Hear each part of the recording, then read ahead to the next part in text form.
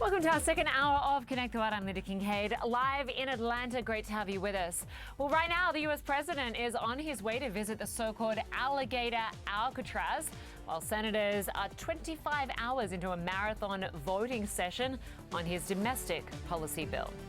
Plus, dozens of people are dead after the IDF struck a cafe near Gaza City. It was known as a meeting spot for students and journalists.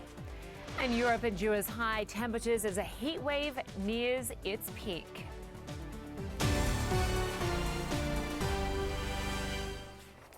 U.S. senators are in their 25th hour of a voting marathon to pass President Trump's so-called Big Beautiful Bill. It's been slow going, with dozens of amendments being debated and just a handful of them passing. If the Senate approves the bill in a final vote, it will then go back to the House for a vote on the Senate's changes. The president has been pushing Congress to pass the bill by the July 4th holiday this Friday. He seems to be less confident about that deadline now, speaking to reporters just before he left to Florida to attend the opening of a controversial migrant detention center in the Florida Everglades. He also answered a question about the center he calls Alligator Alcatraz and the challenges for anyone there who tries to escape. I guess that's the concept. This is not a nice business. I guess that's the concept. If snakes are fast, but alligators are, but we're going to teach them how to run away from an alligator, okay? If they escape prison, how to run away. Don't run in a straight line. Run like this. And you know what? Your chances go up about 1%. Okay? Not a good thing. Let's start with Arlette Saenz, who is back with us this hour from Capitol Hill. Good to have you with us, Arlette. So Donald Trump certainly seems less confident now about getting his bill passed by this Friday, by July 4th. How's it looking there? Well, Linda, these senators have been voting for over 24 hours in this marathon session focused on amendments to President Trump's domestic agenda bill. But we are learning, senior GOP Senator John Barrasso said moments ago that he does anticipate there will be a vote on final passage a bit later this morning. This comes as Republican Senate leaders have really spent the last 24 hours corralling and wrangling their caucus to ensure that they would have enough votes to pass this measure. Now, there are still some big outstanding questions about whether they can get enough votes. They can only afford to lose 3 Republican senators on this bill. So Vice President J.D. Vance has actually been up here. This is about 6:30 a.m. Eastern time on the Hill, waiting to see if this vote will pan out. And some of the key senators to watch going forward will be Senator Susan Collins of Maine, who just a short while ago said that she still has serious reservations of this bill. There's also Senator Lisa Murkowski, who has been huddling on and off the floor with Senate GOP leadership about her concerns with the bill. Of course, there was Rand Paul and Tom Tillis, who had voted no to advance the measure on procedural grounds over the weekend. So those are 4 senators to keep an eye on as this heads to a potential vote. We still don't have timing for when that would happen. But as for President Trump, as he was departing the White House today, he did express some openness to pushing this past that self-imposed July 4th deadline on Friday. Take a listen to what he had to say. I'd love to do July 4th, but I think it's very hard to do July 4th. It was 2 months ago. I would think maybe July 4th, but somewhere around there. Now, if this does pass the Senate a bit later today, it would still need to go over to the House, which would have to approve all the changes that were made in the Senate. The House Speaker Mike Johnson spent some time yesterday speaking with some GOP holdouts, but there are a number of concerns over on the House side. Conservatives feel that this does not do enough to cut spending. There is moderate Republicans who think that the cuts that the Senate is making to Medicaid is going way too far. So these are all things that House Speaker Mike Johnson would have to deal with if he does get this bill. But of course, this first has to make its way out of the Senate. We're still waiting to hear when exactly that vote will be, and if these Republican senators will all stay together to pass President Trump's big priority for his domestic agenda. All right, Arlette Saenz, we will come back to you if there are any developments. Good to have you there for us. Thanks so much. Well, for more discussion on this, I'm joined by CNN Politics senior reporter Stephen Collinson and Corey BRETTSCHNEIDER, a professor of political science at Brown University. Good to have you both with us. Thank you. Hey. I'll start with you first, Stephen. So Elon Musk calls this bill a disaster. Furthermore, he says it's going to cost Republicans at the midterms. He wrote this on X. He said anyone who campaigned on the promise of reducing spending but continues to vote on the biggest debt ceiling increase in history will see their faces on this poster in the primary next year. Is he right? Will this cost Republican votes? It could do. There is a long tradition in American politics of presidents pushing their first big domestic policy bills that are vital for their own prestige in implementing their broad agenda, and then seeing their party pay a price for it at the polls at the midterm elections when voters judge that they've overreached and aren't doing exactly what voters sent them to Washington to do. In Trump's case, in many ways, that was to lower prices at the grocery stores, which really hasn't happened. So this is a very interesting eruption, again, I think, of the feud between Elon Musk and Trump. This is a hugely important bill for Trump's legacy. And if it doesn't pass, you have to wonder how he's going to enshrine much of his agenda into law. Republicans were counting on millions and tens of millions of dollars of funding from Musk in the midterm elections to boost their candidates. That's what happened, especially in the presidential race last time, when Musk threw in about $100 million. So I think you're going to see a lot of nervousness from some of these Republicans. That said, there's only one power in the modern Republican Party, and that's not Elon Musk, it's Donald Trump. Yeah, exactly. And to you, Scott, so Musk says that this will contribute to trillions of dollars to the U.S. debt. This after he took a chainsaw to try and cut back some costs. But by contrast, the Treasury Secretary was on Fox earlier today, Scott Bessent, and he said this bill will actually promote growth and, quote, pay for itself. What's your reaction to that comment? Sorry, I take it that's for me, right, Corey? Yes, Corey. Thanks. Look, I think that this bill, they're selling it in terms of growth, but really we have to look at it for what it is. It certainly does have some cuts here to essential services. It's an attempt to destroy what little welfare state we have in the United States, and the cuts to healthcare and other basic services are part of that. But more fundamentally, I also want to look at the buildup that's in this bill, in particular of ICE. I mean, we're seeing images constantly on CNN and throughout the media of mass people seizing individuals, throwing them into vans, not identifying themselves.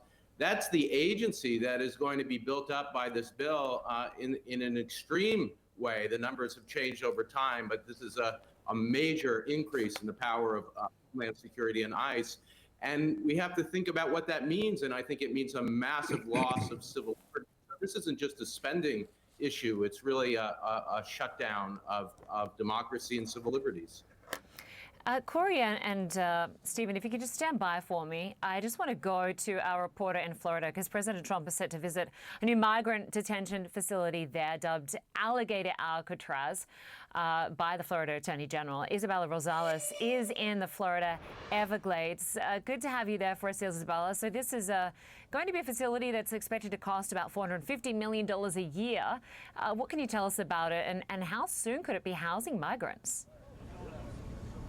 As soon as today, Linda, President Trump, when he arrives, he will be ushering in the opening of this so-called Alligator Alcatraz. The state government says they are ready to receive detainees as early as today. So this is the grand opening, and the president is coming clearly to a photo op. There is national, local, and even international media crowding this so-called Alligator Alcatraz. And the president's coming to at least one fan. Take a look right over there. You see that sign? It says, "We love Daddy Trump." That is obviously a play on the NATO chief's words just a couple of days ago. And then look at this juxtaposition. As we swing the camera to the left, you see the media right there crowding a protester, an environmental protester who says, "Protect the Everglades." So this is what we're seeing now, more and more people coming out, making their voices heard. And we have some aerial footage from our CNN affiliate WSVN where you can see what Trump will be looking at from inside of this secure facility. Heavy-duty tents, repurposed FEMA trailers. DeSantis says that these are very much the same sorts of tents where they would house people displaced from from a hurricane. He also says that and insists that this will be humane because they're bringing in portable AC systems, portable water, sewage power. When it's all completed, this will house, the government says, local government, more than 5,000 detainees awaiting deportation. Now, the governor here of Florida, Ron DeSantis, says that this is very much needed because they have such an overburdening of jails from all of this influx of migrants from their immigration crackdowns. He also says they won't have much of a need for security because the pythons and the gators here will do the job. Now, as you can imagine, this entire project has sparked a lot of backlash, not just from environmentalists, but also from indigenous Americans who have tribal lands that are adjacent to this property, and also immigrants' rights advocates who are saying this is just cruel. Listen. We've been down this road before, right? I mean, we saw this with Sheriff Joe Arpaio in Maricopa County in Arizona, where he had a tent city. The fact that we're going to have 3,000 people detained in tents in the Everglades in the middle of the hot Florida summer during hurricane season, right? I mean, this is a bad idea all around. Yeah, and it's important to note, Linda, you know, we heard from the administration, both DeSantis and Trump, that this is reserved for the worst of the worst, the bad hombres, as they would say. But CNN reported back in June, based on ICE data, that only 10%, less than 10% of migrants booked into ICE custody since October were convicted of serious crimes, things like murder, assault, robbery, rape. Over 75% of them had no conviction other than an immigration-related charge or a traffic-related charge. Linda. Wow. Isabella, Rosales, good to have you there in Florida. We're going to stay on this topic. I want to go back to our panel. So, Stephen, we just heard concerns there from critics about the fact that there are certainly going to be people in these inhumane conditions, in tents, in the middle of summer, at the onset of hurricane season, with no seemingly easy way to get out of there. But it doesn't seem that the White House is worried about those sort of optics. No, quite the opposite. The more draconian it gets, the more they like it. This is a classic Trump photo op, swaggering around Florida, talking about how tough things are going to be for undocumented migrants. So I think it's part of a trend we've seen during this administration of almost the fetishization of the paraphernalia of autocracy. You saw Kristi Noem, the Homeland Security Secretary, earlier this year posing in front of a cage of inmates at a notorious prison in El Salvador, to which the administration has sent undocumented migrants. And basically, this is Trump appealing to his base. But I think Isabella's point there is an important one about who might end up in this camp. Although the administration is selling this as a high security camp for the worst offenders, and the Homeland Security Department yesterday put out pictures of convicted murderers and rapists who it says are the kind of people that will go there. Most of the people, the overwhelming majority of people who've been pulled off the streets by the Customs and Enforcement Agency are not violent criminals. They're perhaps migrants who've been here for decades and who have had more minor offenses, drug offenses or speeding offenses or no offenses at all, and are being pushed into this mass deportation effort to try and swell the numbers.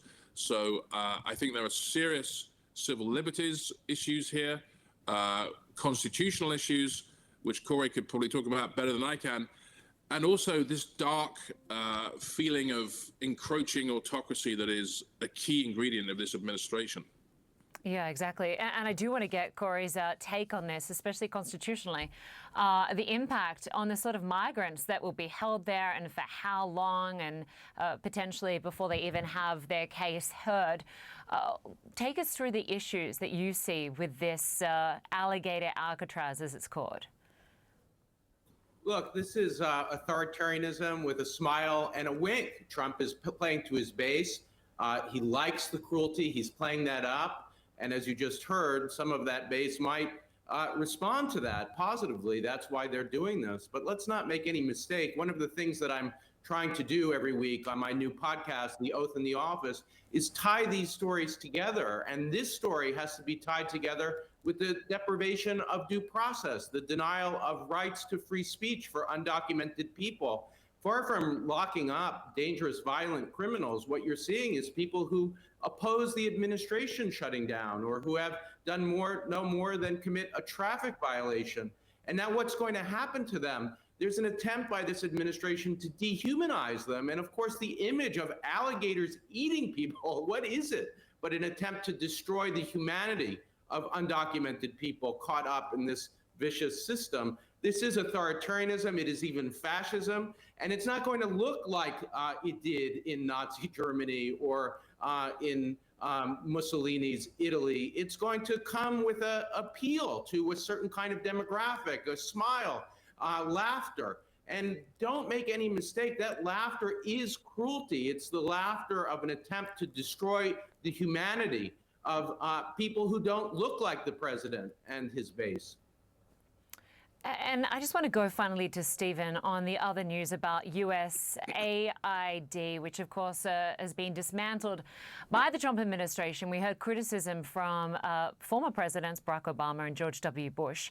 Obama called it a colossal mistake. And of course, a report out today by The Lancet said those cuts will contribute to 14 million deaths over the next 5 years. How rare is that criticism to hear from both Obama and George W. Bush of a policy like this? It's particularly rare to hear from former President George W. Bush, the Republican who was in office from 2001 to 2009, because he has, more so than Obama, separated himself from politics since he left the White House. Bush was the author of a program called PEPFAR, the President's Emergency Plan for AIDS Relief.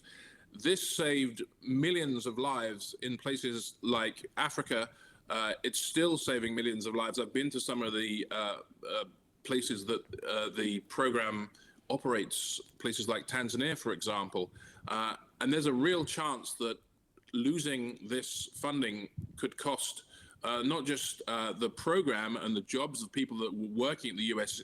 Agency for International Development, but lives, because this is one of the most successful U.S. foreign policy programs. And it's not often remembered. People remember Bush for the disasters of the Iraq and Afghan wars. The PEPFAR plan was an enduring success of Republican foreign policy and American foreign policy of the early 21st century. And despite the State Department saying that it's continuing to finance AIDS and anti-HIV, antiretroviral medicines, a lot of these aid agencies are saying this is an absolute disaster. Yeah, it certainly seems that way. Stephen Collinson, we'll leave it there for now. And Corey BRETTSCHNEIDER, great to have you both on the program. Appreciate your time. Thank you.